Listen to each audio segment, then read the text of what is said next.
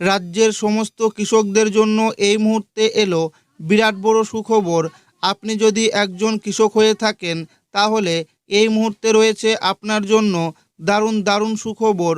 অন্নপূর্ণা ভাণ্ডার, বার্ধক্য ভাতা, বিধবা ভাতা ও প্রতিবন্ধী ভাতা আর্থিক সহায়তা দেওয়া শুরু হয়ে গেলেও কৃষকদের জন্য এখনও কোনো রকম আর্থিক সহায়তা দেওয়া শুরু হয়নি, অর্থাৎ টাকা দেওয়া শুরু হয়নি। তাহলে কৃষকদের আর্থিক সহায়তা কবে থেকে দেওয়া হবে, কী নিয়মে টাকা দেওয়া হবে, কারা কারা এই টাকা পাবে, কারা কারা এই টাকা পাবে না, টাকা পেতে হলে কি করতে হবে, সমস্ত বিষয়ে সঠিক আপডেট জানানো হয়েছে। এবং পিএম কিষাণ প্রকল্পের 23তম কিস্তির টাকা এই জুন মাসেই দেবে এবং কত তারিখে দেবে সেটাই কিন্তু আজকের এই ভিডিওর মাধ্যমে আপনাদেরকে জানাবো এবং আপনাদেরকে প্রমাণ সমেত দেখাবো।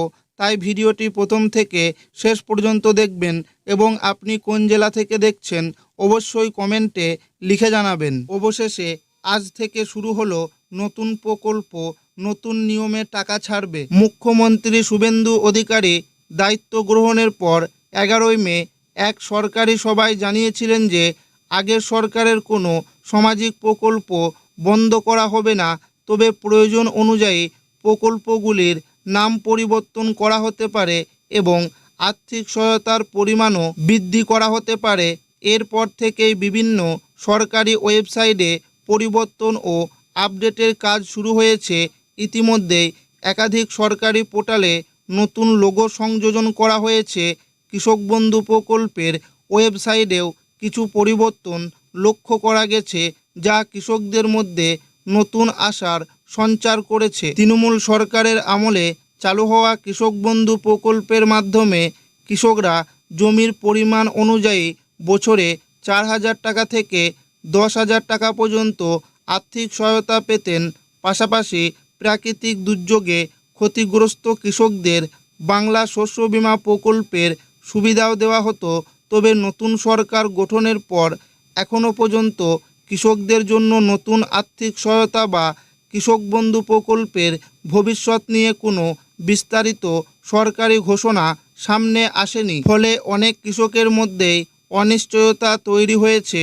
অন্যদিকে বিধবা ভাতা, প্রতিবন্ধী ভাতা এবং বার্ধক্য ভাতার ক্ষেত্রে আর্থিক সহায়তার পরিমাণ বৃদ্ধি করার ঘোষণা ইতিমধ্যেই করা হয়েছে। জুন মাস থেকেই নতুন হারে অর্থ প্রদান শুরু হওয়ার খবর পাওয়া যাচ্ছে। এই পরিস্থিতিতে কৃষকদের আশা খুব শীঘ্রই কৃষক বন্ধু প্রকল্প নিয়েও সরকার ইতিবাচক সিদ্ধান্ত জানাবে। সূত্র মারফত জানা যাচ্ছে কৃষক বন্ধু প্রকল্পের অর্থ জুন মাস থেকে দেওয়া হতে পারে।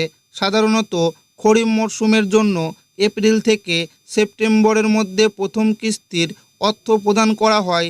এছাড়া পুরনো উপভোক্তাদের তথ্য ব্যবহার করেই অর্থ প্রদান করা হতে পারে বলে মনে করা হচ্ছে। সেক্ষেত্রে পুরনো উপভোক্তাদের নতুন করে আবেদন করার প্রয়োজন নাও হতে পারে। তবে নতুন আবেদনকারীদের জন্য অনলাইন ও অফলাইন দুই ধরনের আবেদন ব্যবস্থায় চালু রাখা হতে পারে। যদিও অন্নপূর্ণা ভাণ্ডার প্রকল্পের ক্ষেত্রে প্রথমে পুরনো তথ্য ব্যবহার করার কথা বলা হলেও পরে নতুন করে তথ্য যাচাই ও আবেদন প্রক্রিয়া শুরু হয়েছে। সেই অভিজ্ঞতা থেকে অনেকের ধারণা কৃষক বন্ধু প্রকল্পের ক্ষেত্রেও ভবিষ্যতে নতুন করে যাচাই বাছাই বা আবেদন গ্রহণ করা হতে পারে। 15, 16, 17 জুন প্রতিটি জেলায় জনকল্যাণ শিবির ক্যাম্প শুরু হবে।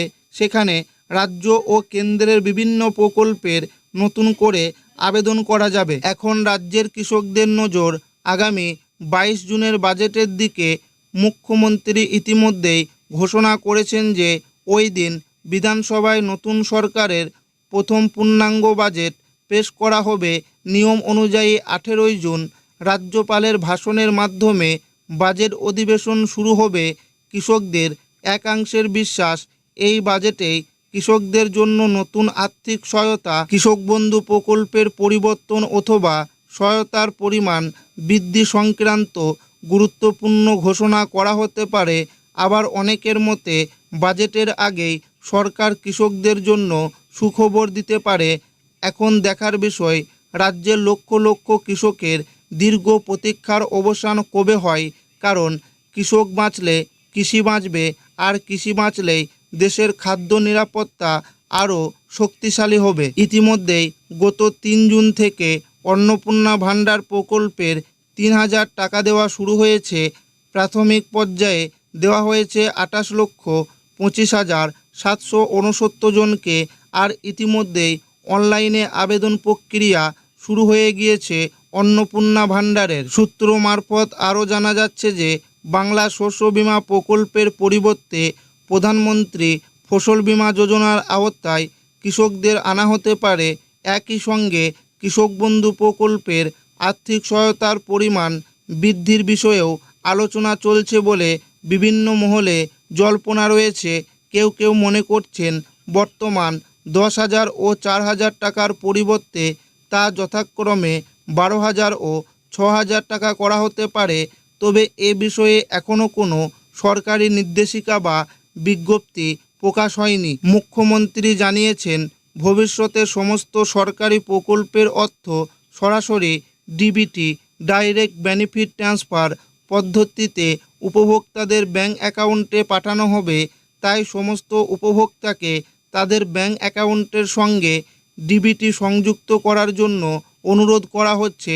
যাদের একাধিক ব্যাংক অ্যাকাউন্ট রয়েছে তাদের ক্ষেত্রে যে অ্যাকাউন্টে ডিবিটি সক্রিয় থাকবে সেই অ্যাকাউন্টেই সরকারি প্রকল্পের অর্থ জমা হবে। এদিকে সরকার জানিয়েছে, নতুন ভোটার তালিকা এবং বিভিন্ন সরকারি নথির মাধ্যমে উপভোক্তাদের তথ্য যাচাইয়ের কাজ চলছে।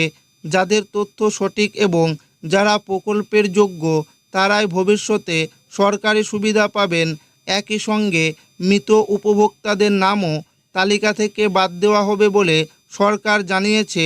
কৃষক বন্ধু প্রকল্পের ওয়েবসাইটেও আগামী দিনে নতুন আপডেট যুক্ত হতে পারে বলে জানা যাচ্ছে। বিশেষ করে উপভোক্তাদের স্ট্যাটাস চেক করার নতুন সুবিধা চালু হতে পারে।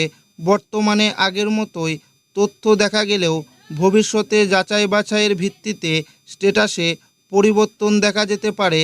তবে এই বিষয়ে সরকারিভাবে কোনো ঘোষণা এখনও করা হয়নি। তাই কৃষকদের জন্য এই মুহূর্তে সবচেয়ে গুরুত্বপূর্ণ বিষয় হলো সরকারি ঘোষণা ও বিজ্ঞপ্তির দিকে নজর রাখা। কারণ কৃষক বন্ধু প্রকল্প, শস্য বীমা এবং অন্যান্য কৃষি সহায়তা সংক্রান্ত চূড়ান্ত সিদ্ধান্ত সরকারিভাবে জানানো হবে। আগামী 22 জুনের বাজেট অধিবেশনকে কেন্দ্র করে এখন রাজ্যের কৃষকদের নজর সেদিকেই রয়েছে। নারী ও শিশু কল্যাণ দপ্তরের মন্ত্রী অগ্নিমিত্রা পাল জানিয়েছেন, এসআইআর তালিকা নিয়ে বিশ্লেষণের কাজ চলছে।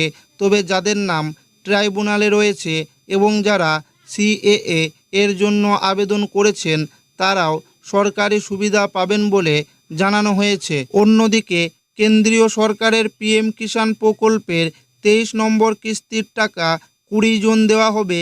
এইবার পিএম কিষাণ প্রকল্পের 23 নম্বর কিস্তির টাকা পশ্চিমবঙ্গে কোনো একটি জেলায় সভাতে গিয়ে প্রধানমন্ত্রী নরেন্দ্র মোদী রিলিজ করবেন। বিধানসভা ভোটের আগে প্রধানমন্ত্রী নরেন্দ্র মোদী এক জনসভায় গিয়ে বলেছিলেন, রাজ্যে বিজেপি সরকার আসলে পিএম কিষাণ প্রকল্পের ভাতা 6,000 টাকার পরিবর্তে 9,000 টাকা করা হবে। তবে এইবার কৃষকদেরকে 2,000 টাকা দিতে পারে। বাজেটের পেশের পর হয়তো কৃষকদের জন্য এই পিএম কিষাণ প্রকল্পের কিস্তির পরিমাণ বাড়তে পারে। প্রতিটি উপভোক্তাকে জানানো হচ্ছে প্রত্যেকেই যেন আধার কার্ডের সাথে মোবাইল নাম্বার লিঙ্ক করে রাখে এবং ব্যাংক অ্যাকাউন্টের সাথে যেন ডিবিটি লিঙ্ক করে রাখে।